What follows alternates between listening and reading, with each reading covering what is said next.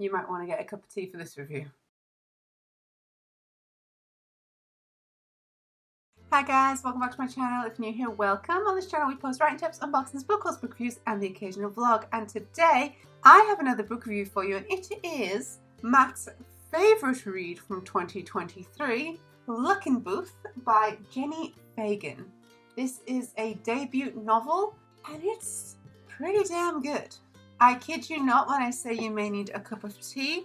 I have 4 pages of notes with quotes or things I want to mention about this book. It's split into 3 parts. There are 3 points of view in each part, and there are 3 chapters for each point of view in each part.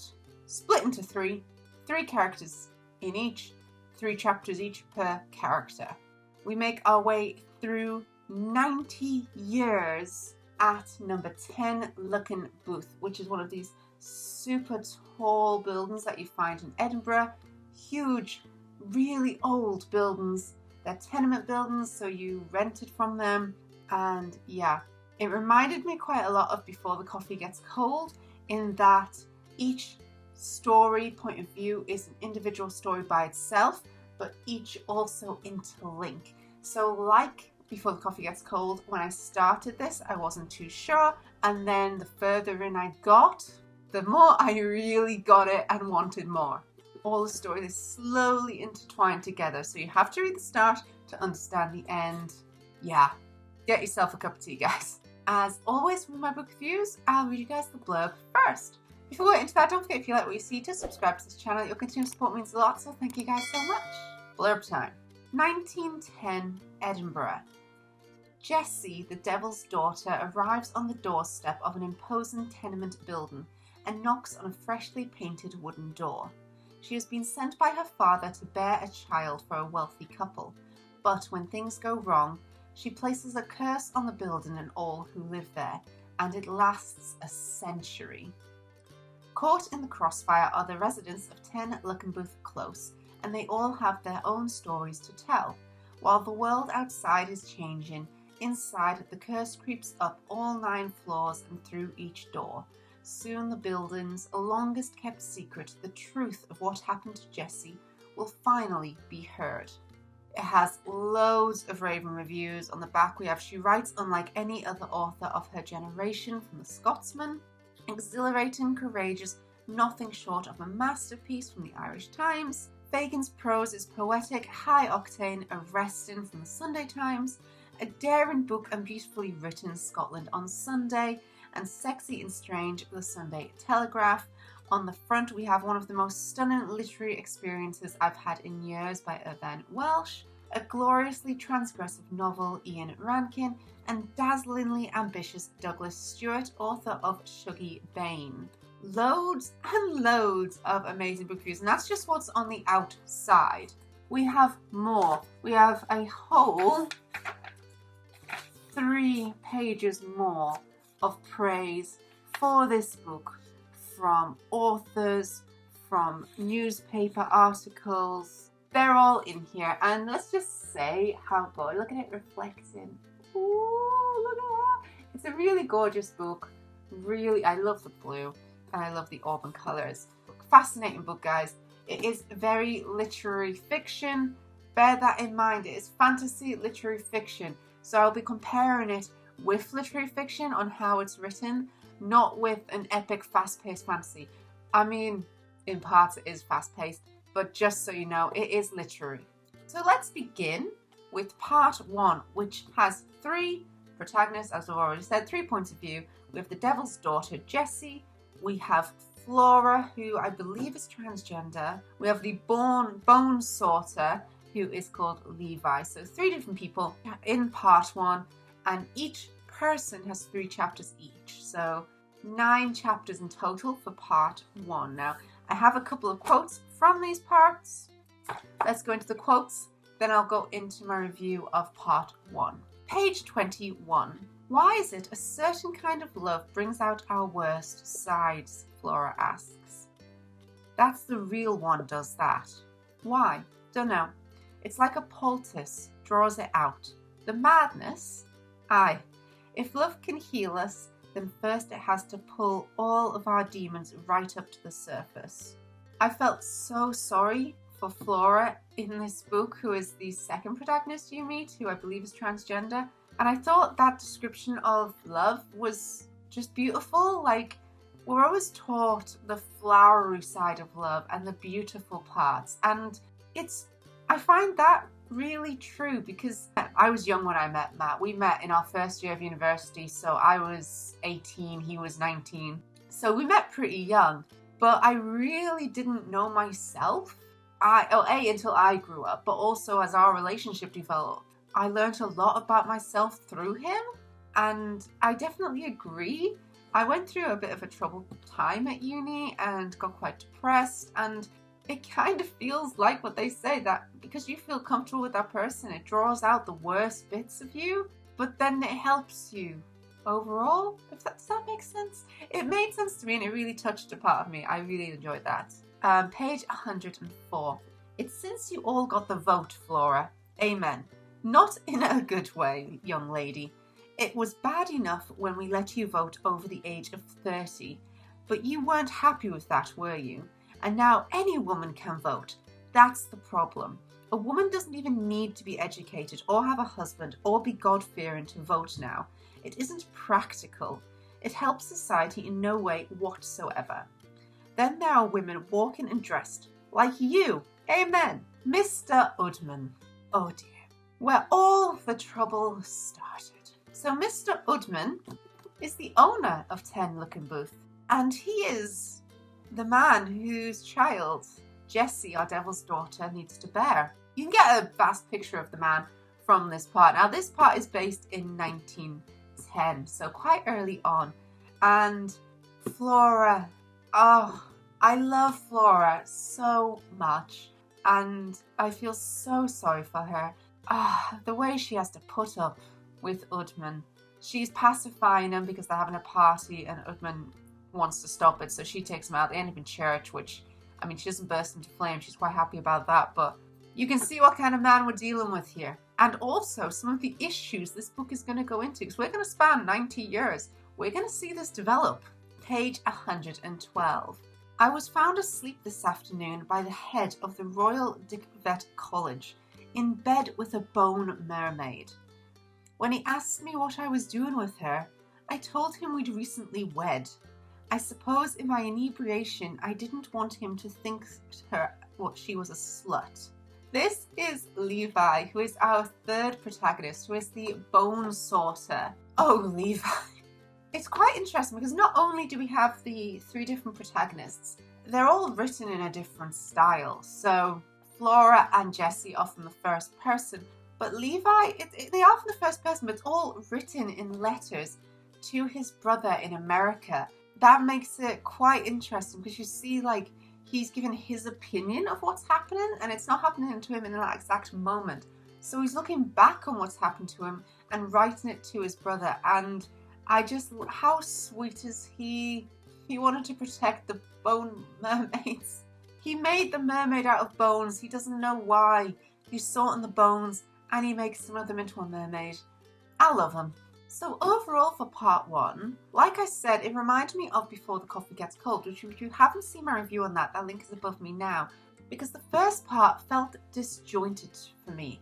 Each story was fascinating, but I couldn't say how they would end. More was to come for each story, but I wasn't quite struck by the magic of the book yet. Now I say that, and that's why I have a cup of tea. I said, I took 4 pages of quotes from this, guys. So I got into it. So we're now going into part 2. Part 2 is where I got stuck into this book. We follow Ivy, who becomes a war assassin. She wants to be an assassin in the war. Because we've jumped forward in time, we're now in the World War, guys. We have Agnes, who is a medium, and we have William, who is a poet. So again, a vast array of people of different ages as well. Ivy is a young woman. Agnes is an older married woman. William is an older poet with a young boyfriend. Let's start with page 187. Now, I thought William was going to be my least favourite character so far, the poet, until this quote. My words exist in here, you see. in my character. Until this mind, then they exist in your mind. Nobody else gets to see how they pass between us. It is a form of alchemy. Of all the art forms, writing is the most intimate and strange. I'll never see how you see the world I've created. You can't ever really see what I see either, no? Still, we somehow meet each other in that world, or recognize in each other that we've both been there. How beautiful is that? I mean, if you're watching this video, I presume you are a fellow bookworm, a book dragon, a book nerd, a book goblin, whatever you would like to be classed as, however you describe your book addiction, your reader self, however you read books. You read one a year, you read hundreds a year, whatever is you. But if you're watching this, you have an interest in books. How gorgeous is that quote to describe the relationship between the reader and the writer? Because it's true. You write the words, you don't know how they're going to be portrayed, you don't know how someone's going to envision that in their mind. It's so beautiful. I thought I wouldn't like William, I now love him. Page 196, I just want to say yes for representation and boundaries. I mean, already we have representation. We have a lesbian couple, we have Flora, and we have William, who is a gay partnership. The boundaries in this representation. The poet never makes any attempt to touch him, unless he indicates in some slight way that he wants it first. Thank you for not expecting anything from me. Why would I expect anything from you? I am not one of those predatory older male homosexuals, John. I find them such a bore, and to be honest, lately, I'd rather just have company. Sex is not everything, is it? No. John physically drops his shoulders in relief. It's not that I hate to do it, Bill. It's just that you hate to do it. I do. It's okay. Do you think I'm a freak? No, I think you're a divine being of complex and nuanced wonder. I'm welling up. I'm having a welling up day. Oh dear.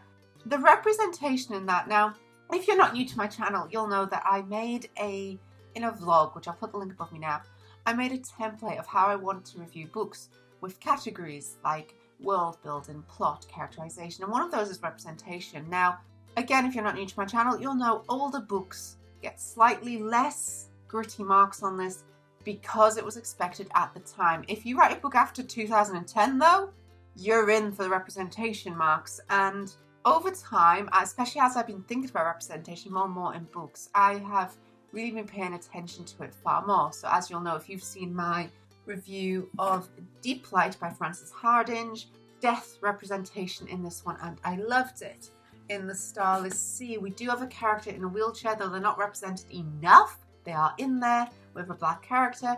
We have a gay romance going on as well. So you'll know I'm looking out for it more and more. The first time I've read a character who is possibly asexual, and I just love that representation. We're having so much representation in this book. So we've got a lesbian couple, we have a straight couple, we have Flora, who I believe is transgender. Do forgive me if I'm misreading that, but I believe that's what she represents. We have another gay couple, but we now have asexuality in this. We have an old married couple. It fills me with joy.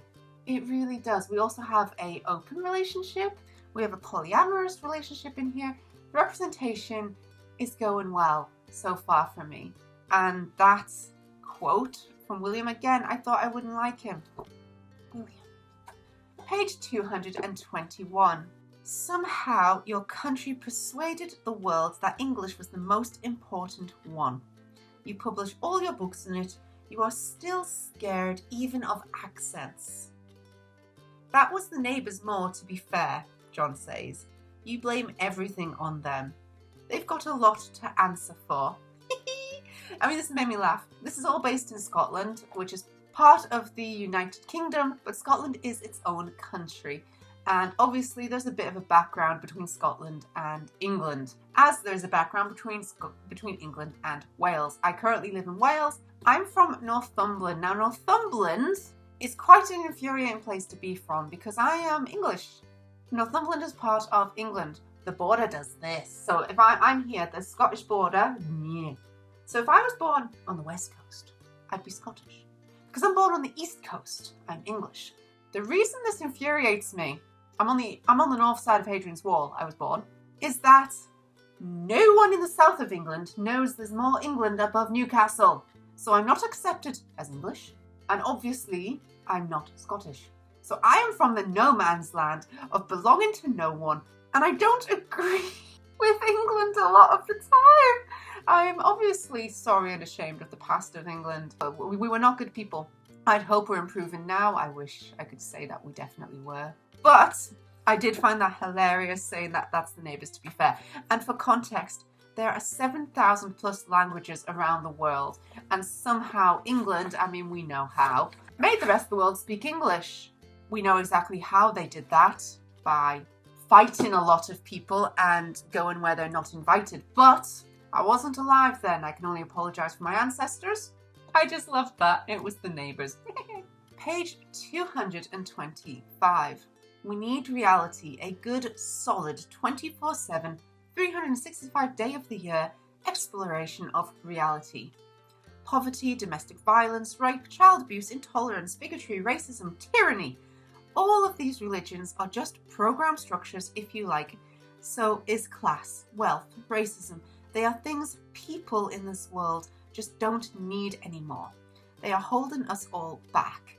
What we need is every human fed and educated and told to question their own program, every single one. To know that the real idea of why humans are here can belong to this generation, that we could explore it on a daily basis until we find a way to replace bad men with good children, to overrule archaic modes of human invention over the fates of others via totalitarian brutality. I can't pronounce that word. I'm going to write it down. I'm sorry. I mean, what can I say about that quote? I will take this opportunity to discuss some of the reviews of this book. Luckenbooth, a piece of literary fiction. It is fantasy. Currently, if you're not telling from the fact I need to have a cup of tea to go through what I think of this book, because it really spoke so much to me.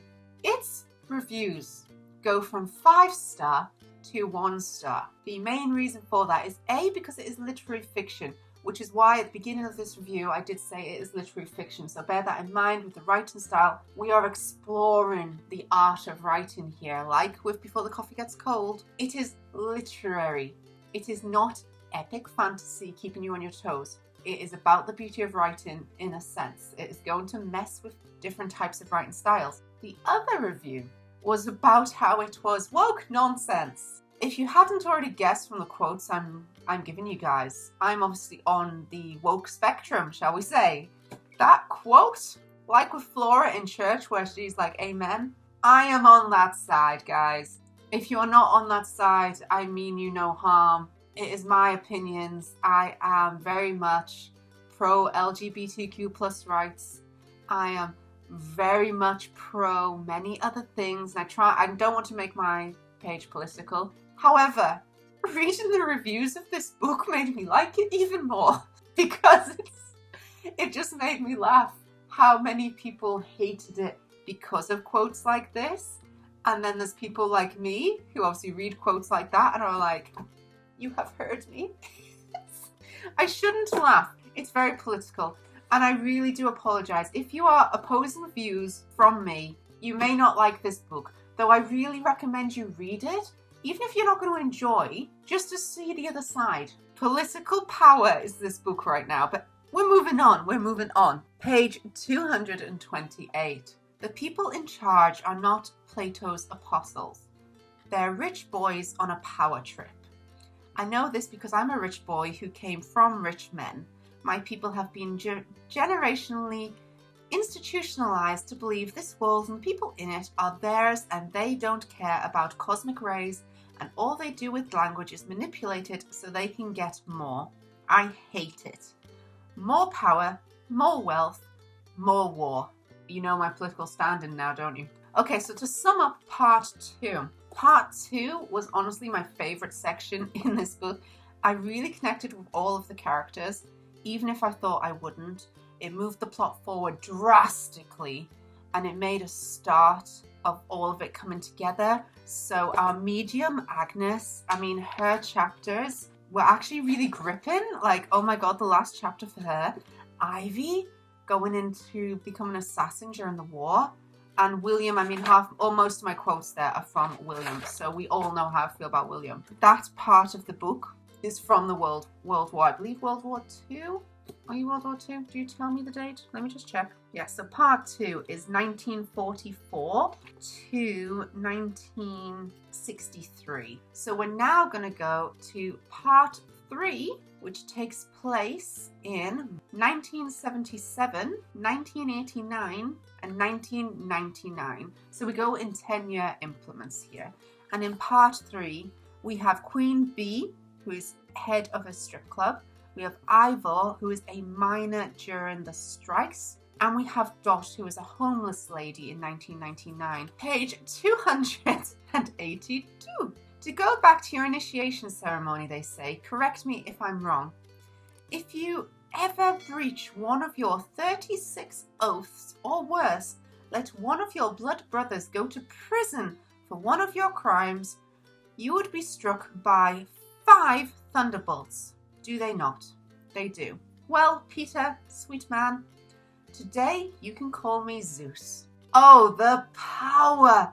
This quote is from our protagonist who runs a strip club, but she's very protective over her family and she protects her dancers and goes to these assassins, and just a little bit of humor, a little bit of fantasy, a little bit of the charisma. Loved it. And this is just a heads up that in 1989, women's rights over their bodies, their right to equal pay, and their right to not be raped by their husband, that was still legal in 1989. So when my mom married, she was my dad's property. She lost her rights. Legally, he could still technically rape. Husbands could rape you. I was born in 1991. How terrifying is that? And that also highlights, again, if you're not new to my channel, why I understand books pre-210 basically have problems. Oh my God. That's just a reality check there, guys. That's a reality check. But anyway, let us continue. Page 284. He doesn't know how to explain that getting up every morning feels like facing a dinosaur. One that is pounding down the streets looking only for him. So Ivor is a miner who's lost his job during the miners' strike, and he has a phobia of the light, which is a really serious and severe phobia. And obviously that's causing depression, it's causing anxiety. And I love how, I say I love, it's not a nice topic. It's representing depression, anxiety, and suicide in men in a time period where it really wasn't talked about. And the discussion of mental health. This book and its representation is stunning. It really is. I'm welling up again. It's a day for welling up over books. 289. Depression is not unusual among young men, especially when they're under financial and family pressures. Hail doctor. Yes, thank you. Never be ashamed, ever, of depression, of anxiety. If you're having suicidal thoughts, please seek help. Never be ashamed of it. It's completely understandable. I'm crying again. I wear eco makeup, guys. This is not good. I don't wear much makeup. I have eyeliner on right now, and it's gonna stream. I'll put links below. If you need help, guys, please call for help. Talk to someone, please. Like, never ever be ashamed. You should be seen, heard. Oh God, this book. I look like a panda. And finally, page 301. It's an entire country in an abusive relationship with the weather. This is Dot regarding Scotland, and I love it. Just a light-hearted thing at the end there after all that heavy-going stuff. It's true. If you live in the UK, and Scotland is very much in this, for this one, you're in a relationship with the weather. It can be bright and sunny, and then you're going to have a hailstorm. Who knows what it's going to do? So you are in a relationship with the weather. It's not a joke that people from the UK talk about the weather a lot. You don't know what it's going to do. Always be prepared. And that is it for my quotes. I've tried to do this as spoiler-free as possible. We're now going to go into my overall review of this book. If you haven't already guessed what it is, highly recommend, guys. Enjoyment. I gave it a 10 out of 10. It's going to hurt. I've cried during this review. It's going to really hit home on topics. And if you are against the things discussed, it's going to hit you for anger as well. You're going to be either angry, empowered, or emotional when you read this book. It is a piece of literary fiction that gets you in the feels. Writing style, 10 out of 10. It was beautiful. We go through various ways. We have writing through letters. We have writing through different points of view. We skip 10 years in time. Vast time here. Plot, 10 out of 10. It's going to jump, and you must be aware of that. Part 1, Part 2, Part 3. 10-year gaps between each 3 protagonists in those. 30 years per the time. Bear that in mind. World building, 10 out of 10. I learned so much. I've been to Edinburgh. I've seen these buildings. I've been into the underground of Edinburgh as well, which goes into some of these buildings, and fascinating. Characterization, 10 out of 10. Representation, a huge 10 out of 10. I mean, I want to give it more. I want to give it 20 out of 10, if I'm honest. Originality, 10 out of 10. It's a 5-star read for me, guys. 5 stars. A wonderful piece of literary fiction. I mean, is it a joyful read? Hell no. It's dark. It hits the feels. It is angry. It talks about political things. It talks about human rights. Oh my God, does it go in there? But it is fascinating. It has some lightheartedness in there. It has the fantasy element. It has so much passion. Jennie Fagan, yes. I can see why this is one of Matt's best reads or favourite reads of 2023. He read it last year. It's going to be one of mine. I know I read a lot of lighthearted things on this channel. Oh my God, yes. 5 stars. And that's it for my book review, guys. I'm lightheaded talking about this book. Can you see why I needed a cup of tea? Can you see why?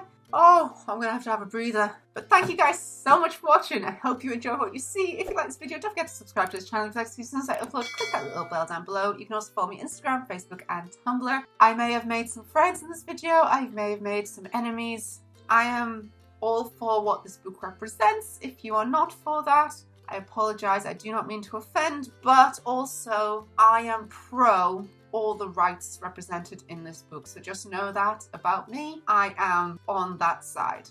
And thanks for watching, guys. Bye.